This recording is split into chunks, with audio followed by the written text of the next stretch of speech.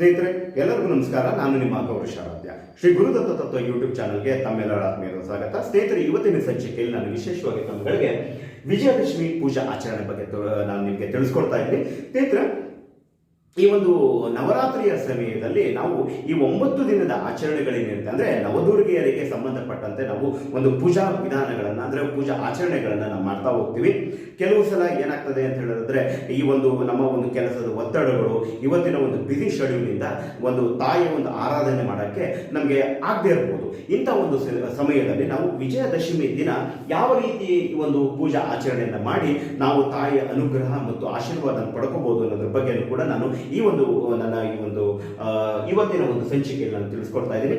ಬನ್ನಿ ಮತ್ತಷ್ಟು ಮಾಹಿತಿಯನ್ನು ಪಡೆದುಕೊಳ್ಳೋಣ. ಸ್ನೇಹಿತರೆ, ವಿಜಯದಶಮಿ ವಿಜಯದ ಸಂಕೇತ ಆಗ್ತದೆ.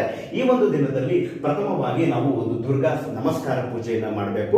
ದುರ್ಗಾ ನಮಸ್ಕಾರ ಪೂಜೆಯನ್ನ ನಾವು ಇಲ್ಲಿ ದುರ್ಗಾ ದೀಪ ನಮಸ್ಕಾರ ಪೂಜೆ ಅಂತ ಅಂದ್ಬಿಟ್ಟು ನಾವು ಕರಿತೀವಿ. ಇಲ್ಲಿ ಏನಾಗ್ತದೆ ಅಂತಂದ್ರೆ ತಾಯಿ ದುರ್ಗೆಯನ್ನ ನಾವು ಒಂದು ದೀಪದ ಮುಖೇನ ಆವಾಹನೆ ಮಾಡಿ ಒಂದು ಪೂಜೆಯನ್ನ ಮಾಡತಕ್ಕಂಥದ್ದು ವಿಧಿ ಈ ಒಂದು ದುರ್ಗಾ ನಮಸ್ಕಾರ ಪೂಜೆ ಆಗಿರುತ್ತೆ. ಸ್ನೇಹಿತರೆ, ಈ ನಮ್ಮ ಷೋಡಶ ಒಂದು ಪೂಜಾ ಸಂಸ್ಕಾರಗಳ ಮೂಲಕ ತಾಯಿಗೆ ಒಂದು ವಿಧಿ ಪೂರ್ವಕವಾಗಿ ನಾವು ಪೂಜೆಯನ್ನ ಮಾಡಿ ಅಂದ್ರೆ ಅಷ್ಟೋತ್ತರ ಸೇವೆಗಳಾಗಿರ್ಬೋದು, ದುರ್ಗಾ ಸೂಕ್ತ ಒಂದು ಪಠಣೆಯನ್ನು ಮಾಡಿ ತಾಯಿ ಒಂದು ಅನುಗ್ರಹ ಪಡೆದುಕೊಳ್ಳೋದು. ನಂತರದಲ್ಲಿ ಶ್ರೀ ರಾಜರಾಜೇಶ್ವರಿ ಪೂಜೆಯನ್ನು ನಾವು ಮಾಡುವಂಥದ್ದು ಇರುತ್ತೆ. ಯಾಕೆ ಅಂತ ಹೇಳಿದ್ರೆ ವಿಜಯದಶಮಿ ವಿಜಯದ ಸಂಕೇತ. ಆ ಒಂದು ವಿಜಯದಶಮಿಯಿಂದ ತಾಯಿ ದುರ್ಗೆಯನ್ನ ನಾವು ರಾಜರಾಜೇಶ್ವರಿಯನ್ನಾಗಿ ಅಂದ್ರೆ ಆ ಒಂದು ಅವತಾರವನ್ನಾಗಿ ನಾವು ಒಂದು ಪೂಜೆ ಮಾಡತಕ್ಕಂಥದ್ದು ಕೂಡ ವಿಧಿ ಇರ್ತದೆ.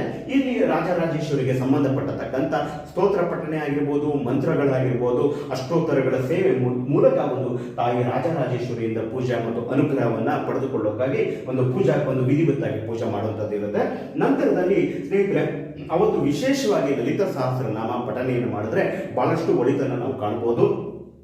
ಮತ್ತು ಈ ಏನಾಗ್ತದೆ ಅಂತಂದ್ರೆ ಸ್ನೇಹಿತರೆ, ಕೆಲವು ಸಲ ನಮ್ಮ ಮನೆಗಳಲ್ಲಿ ನಾವು ಶ್ರೀಚಕ್ರವನ್ನ ನಾವು ಇಟ್ಕೊಂಡಿರ್ತೀವಿ, ಅಥವಾ ಕೆಲವು ಸಲ ನಮಗೆ ಆಸೆ ಇರ್ತದೆ ಶ್ರೀಚಕ್ರವನ್ನು ನಾವು ತಂದು ನಾವು ಒಂದು ಅಂದರೆ ಶ್ರೀಚಕ್ರ ಯಂತ್ರವನ್ನು ತಂದು ನಾವು ಒಂದು ಈಗೇನಾಗ ಪೂಜೆಯನ್ನು ಮಾಡುವಂಥದ್ದು ಈ ಒಂದು ಆಕಾಂಕ್ಷೆಗಳಿರ್ತದೆ.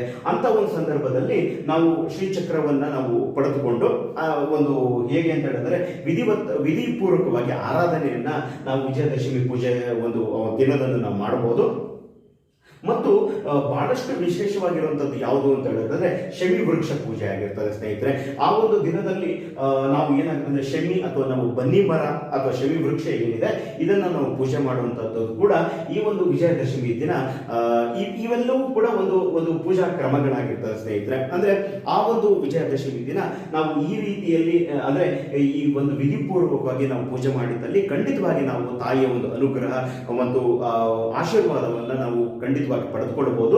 ಮತ್ತು ಸ್ನೇಹಿತರೆ, ದುರ್ಗಾದೇವಿಗೆ ಸಂಬಂಧಪಟ್ಟತಕ್ಕಂಥ ಒಂದು ಬೀಜಾಕ್ಷರಿ ಮಂತ್ರವನ್ನು ಕೂಡ ನಾನು ನಿಮಗೆ ತಿಳಿಸಿದ್ದೀನಿ. ಇಲ್ಲಿ ಏನಾಗ್ತದೆ ಅಂತಂದ್ರೆ ದುಮ್ ಅನ್ನೋದು ಬೀಜ ಮಂತ್ರ ಆಗ್ತದೆ, ದುರ್ಗೆಗೆ ಸಂಬಂಧಪಟ್ಟತಕ್ಕಂಥ ಬೀಜ ಮಂತ್ರ ಆಗಿರ್ತದೆ. ಓಂ ದುಮ್ ದುರ್ಗಾಯೇ ನಮಃ ಅಥವಾ ಓಂ ಬ್ರೀಂ ದುಮ್ ದುರ್ಗಾಯೇ ನಮಃ. ಇವೆರಡೂ ಕೂಡ ತಾಯಿಗೆ ಸಂಬಂಧಪಟ್ಟತಕ್ಕಂಥ ಬೀಜಾಕ್ಷರಿ ಮಂತ್ರ ಆಗಿರುತ್ತದೆ. ಶಕ್ತಿ ಅನುಸಾರವಾಗಿ 108ರಿಂದ ಅದು ತಮ್ಮಗಳಿಗೆ ಹೇಗೆ ಅಂತ ಹೇಳಿದ್ರೆ 108 ಸಲ ಅಟ್ಲೀಸ್ಟ್ ಮಿನಿಮಮ್ ನಾವು ಹೇಳಿದಾಗ ಒಂದು ಖಂಡಿತವಾಗಿ ಆ ಒಂದು ಪಾಸಿಟಿವ್ ರಿಸಲ್ಟ್ಗಳು ಸಿಗ್ತಾ ಹೋಗ್ತದೆ.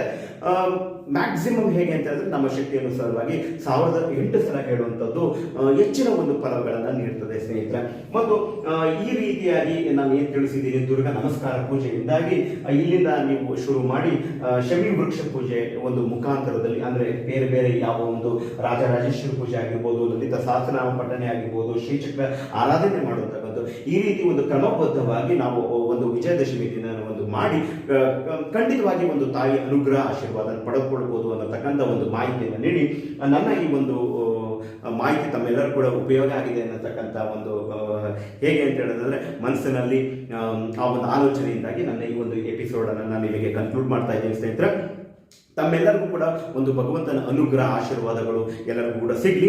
ಈ ಒಂದು ಹೇಗೆ ಅಂತ ಹೇಳಿದ್ರೆ ವಿಜಯದಶಮಿಗೆ ಸಂಬಂಧಪಟ್ಟತಕ್ಕಂಥ ನಾನು ಏನು ಒಂದು ವಿಡಿಯೋ ಮಾಡಿದ್ದೀನಿ, ತಮ್ಮೆಲ್ಲರೂ ಕೂಡ ಇಷ್ಟ ಆಗಿದ್ರೆ ಲೈಕ್ ಮಾಡಿ ಮತ್ತು ಆದಷ್ಟು ಈ ಒಂದು ವಿಚಾರಗಳನ್ನು ಎಲ್ಲರಿಗೂ ಕೂಡ ಶೇರ್ ಮಾಡಿ ಮತ್ತು ನನ್ನ ಒಂದು ಚಾನಲನ್ನು ಸಬ್ಸ್ಕ್ರೈಬ್ ಮಾಡಿ.